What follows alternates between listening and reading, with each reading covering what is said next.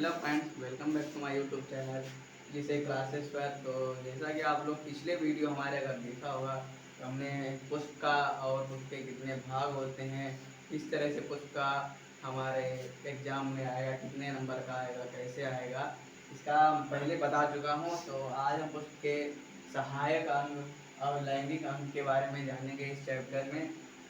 पिछली बार अगर हमारा वीडियो नहीं देखा है तो आप लोग उसे देख लीजिएगा। ट्रिक के माध्यम से हमने समझाया है पिछला वीडियो पुष्प, और पहला वीडियो जो है पादप के ऊपर है, आप लोग उसको एक बार ज़रूर देख लीजिएगा। हम ट्रिक के माध्यम से समझाने वाले हैं इसको। आज सहायक अंग क्या होते हैं और लैंगिक अंग क्या होते हैं, तो देखते रहिए हमारा पूरा वीडियो। तो आज हम देखो पता है आपको सहायक अंग किसे कहते हैं। ये जो है पुष्प के बारे में है, जो चैप्टर हमारा चल रहा है पुष्प। पुष्प का जो पार्ट है उसी में आता है सहायक अंग। सहायक अंग किसे कहते हैं, देखो सहायक अंग में आता है दल कुंज और एक आता है बाह्य दल। दल कुंज किसे कहते हैं और बाह्य दल किसे कहते हैं, ये तो आप लोग पिछली वीडियो में देखा बताया है, लेकिन मैं फिर भी बता रहा हूँ कि दल कुंज किसे कहते हैं। आपने देखा होगा, चलो मैं साइड में बता रहा हूँ। ये जो इस तरह का बना होता है, इस तरह का, ये ऊपर की तरफ बन नहीं रहा। ये देखो इधर जो इस तरह की पत्ती होती है, ये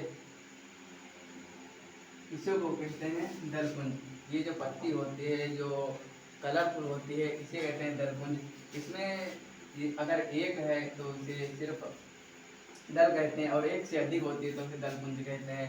और दलपुंज का जो ये पत्तियां होती हैं, इनमें क्या कार्य होता है, जो हम लोग पौधा देखते हैं, पौधे के ऊपर जो फूल आता है, तो इसका कार्य क्या होता है। ये गुड़हल का फूल है, या पढ़ाया गया है पिछली वीडियो में, तो इसको हम देखेंगे। इसमें जो दलपुंज होता है, इसका क्या कार्य होता है। ये जो होता है कीट पतंगों को जो है अपनी ओर आकर्षित करता है। जैसे आपने देखा होगा मधुमक्खी का शहद लगाना, जैसे मधुमक्खी शहद लगाती है तो इन्हीं को फूलों के ऊपर जो ये दल पुंज होते हैं, इन्हीं को देखकर अपनी इधर आकर्षित होती है और इसी पर बैठ जाती है। इससे रस जो ले करके जाती है और इससे अपना शहद तैयार करती है।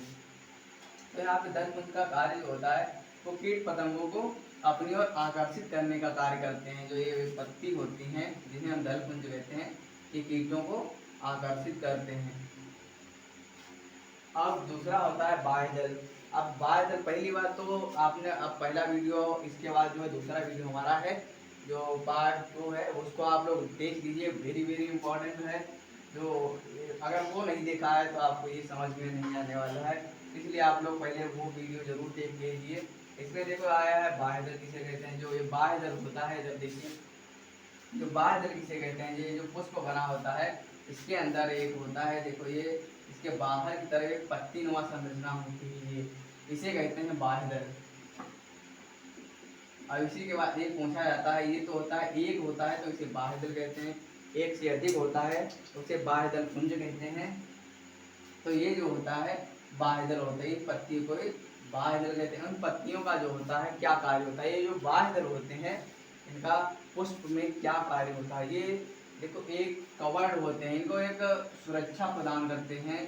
तो ये पुष्प होता है, इसके ऊपर ये लगे होते हैं, पर ये पत्तियां जो होती हैं, जो दल पुंज होते हैं, इनको संरक्षित करती हैं या सुरक्षा प्रदान करती हैं। तो फूल को संरक्षित करने का कार्य करती हैं। कौन है, बाह्य दल। अब इसका दूसरा जो आया है लैंगिक अंग। पहला तो था एक सहायक अंग, दूसरा आ गया लैंगिक अंग। लैंगिक अंग में दो आते हैं, एक पुमंग आता है, जायांग आता है। और पुमंग जो होता है वो नर युग्मक होते हैं, जायांग जो होता है वो मादा युग्मक होते हैं। तो उमंग उमंग तो आप लोग पहले भी बता चुका हूँ मेरी पिछली वीडियो में। ये लैंगिक अंग होते हैं, इसमें देखो नर युग्मक आते हैं और पीछे जायांग में मादा युग्मक आते हैं। और ये देखो उमंग है, ये जायांग है, इसको अच्छे से याद कर लेना है। उमंग और जायांग के बारे में भी क्वेश्चन आ जाता है। ये जो है वेरी इंपॉर्टेंट है कि लैंगिक अंग बताइए और सहायक अंग क्या होते हैं। तो आपको कुमंग में लिखना है, कुमंग जो होते हैं नर युग्मक होते हैं और जायांग जो होते हैं वो मादा युग्मक होते हैं। करो तो तो दूसरा टॉपिक हमारा ये है परागकोश। तो हम परागकोश पढ़ने वाले हैं अब। परागकोश देखो क्या होता है, परागकोश के अंदर दो पारीनुमा संरचना होती है। अब पराग कोश जैसा पहले आपने देखा था, मैंने बताया था, ये देखो उसके अंदर इस तरह की संरचना होती है जिसे कहते हैं फिलामेंट। इसे कहते हैं फिलामेंट। इसके ऊपर ये देखो इस तरह की संरचना कुछ बनी थी, इसे इसी को कहते हैं परागकोश। ठीक है, अब इसको देखो, इसी ये जो होते हैं दो पारीनुमा संरचना होती है।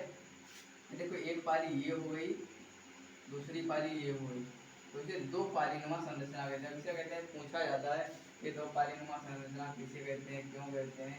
इसमें देखो ऊपर दो पारी की तरह बनी हुई है, पहली एक नीचे की तरफ एक है, ऊपर दो है, इसलिए इसे कहते हैं परागकोश के अंदर दो पारीनुमा संरचना होती है, इसलिए इसे द्विपारिक संरचना भी कहते हैं। इसे जो है परागकोश को द्विपालिक संरचना भी कहते हैं,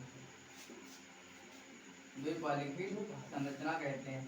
और फिर देखिए ये पूरा एक बार स्क्रीनशॉट ले लीजिए, पूरा आपको इसी तरह पूरा का पूरा लिखना है पेपर में, एक बार याद कर लीजिए पढ़ने के बाद। हम समझा रहे हैं इसको, तो इसे द्विपालिक संरचना भी कहते हैं।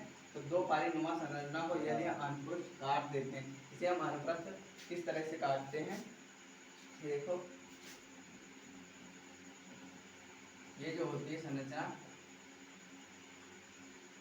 इस तरह से, तो इसको हम इस तरह से काट अगर देते हैं, इस तरह से ये जो होती है उसमें आपको इस तरह से बनी हुई दिखेगी, ये जो होती है इस तरह से दिखी बनी हुई दिखेगी। अगर हम बीच से काट देते हैं, इसके अनुप्रस्थ काट देते हैं इसको, तो इसकी कुछ संरचना इस प्रकार से बन जाती है।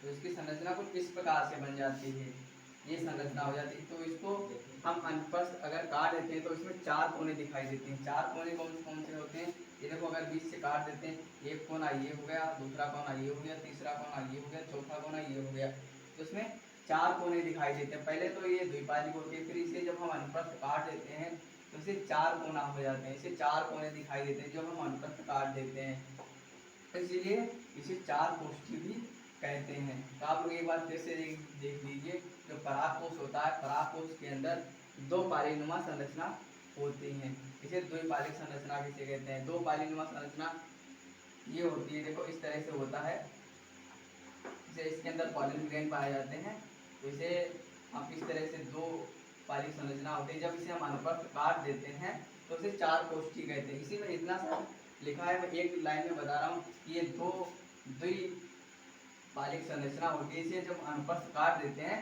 तो ये चार कोष्ठी संरचना बन जाती है। तो हम इसके अभी आगे अगला टॉपिक देख रहे हैं इसी में।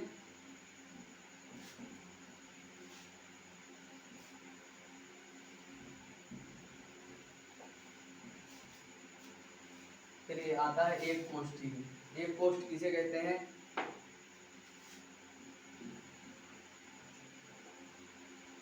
ये हो गया एक कोष्ठ। एक कोष्ठ देखो इसमें अभी बनाया था, जो लंब विजाणुधारी बन जाती है, इसे इस तरह की होती है।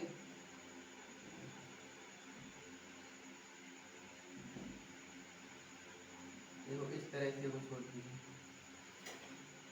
तो इसी में देखो ये एक कोष्ठी हो, चार कोष्ठ बताया था बन जाते हैं काटने के बाद। तो इस तरह से एक कोष्ठ ये हो गया, दूसरा कोष्ठ ये हो गया, तीसरा कोष्ठ ये हो गया, चौथा कोष्ठ ये हो गया। इसके बारे में आगे से अगले वीडियो में हम विस्तार से अध्ययन करेंगे। ये देखो एक कोष्ठ हो गया, इसके बाद में देखो ये जो है एक कोष्ठ जो है वो कैसे बनता है, इसमें एक कोष्ठ जो होता है, इसके बाद देखिए इसके बाद एक कोष्ठी के बाद लघु बीजाणुधानी बनती है।